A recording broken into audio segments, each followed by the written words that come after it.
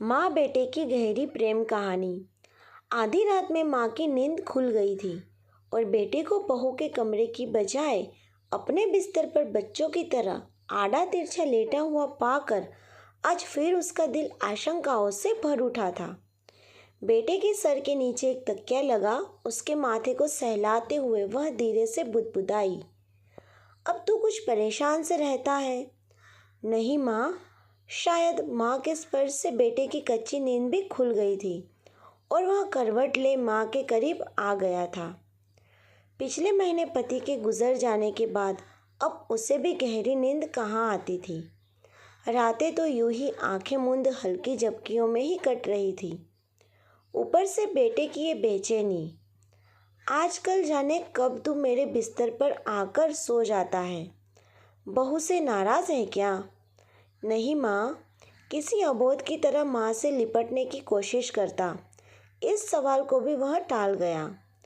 माँ ने वही बिस्तर से सटे मेज पर रखे तांबे के लोटे से एक घूंट पानी पीकर लोटा वापस मेज पर रख दिया था और बिस्तर पर लेटने की बजाय एक तकिए का सहारा ले दीवार से अपनी पीठ टिकाकर बैठ गई थी। फिर क्या बात है बेटा? कुछ भी नहीं माँ।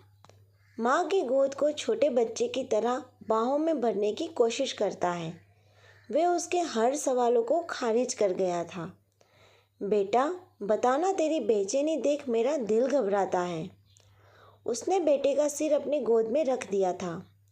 माँ की घबराहट महसूस कर बेटे ने अब खुद सोने या माँ के सो जाने का इंतज़ार करना छोड़ पीठ के बल लेट माँ के दोनों हाथ अपने हाथों में ले अपने सीने पर रख लिया था। माँ, आपको याद है जब मैं बड़ा हो रहा था पापा ने मेरा कमरा अलग कर दिया था। अपने लिए अलग कमरे की जिद भी तो तूने ही की थी, माँ ने उसे याद दिलाया था। हाँ, लेकिन तब आप मेरे सो जाने के बाद उस कमरे में आकर मेरे माथे को सहलाती थी। अक्सर मेरे बिस्तर पर ही सो जाया करती थी और सुबह मुझे अपने बिस्तर पर पाकर तो अक्सर मुझसे एक सवाल पूछा करता था, याद है? सोई गहरी रात में माँ बेटे भूली बिसरी बातें याद कर रहे थे। हाँ याद है।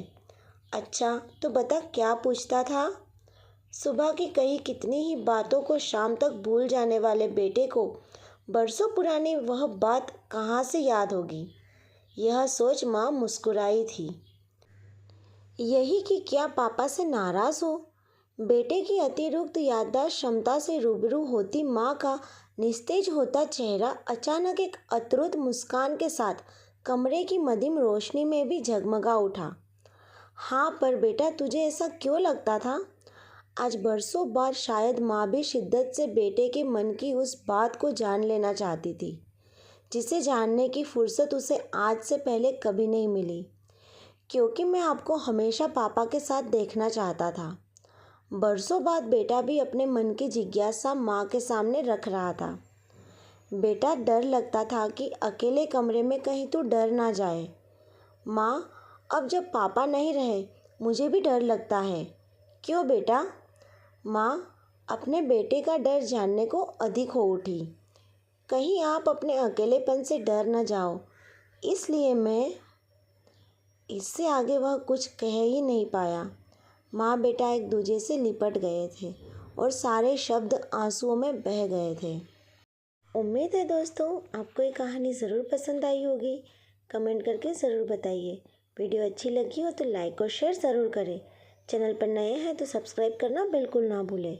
अब मिलते हैं एक नई स्टोरी के साथ, तब तक के लिए बाय।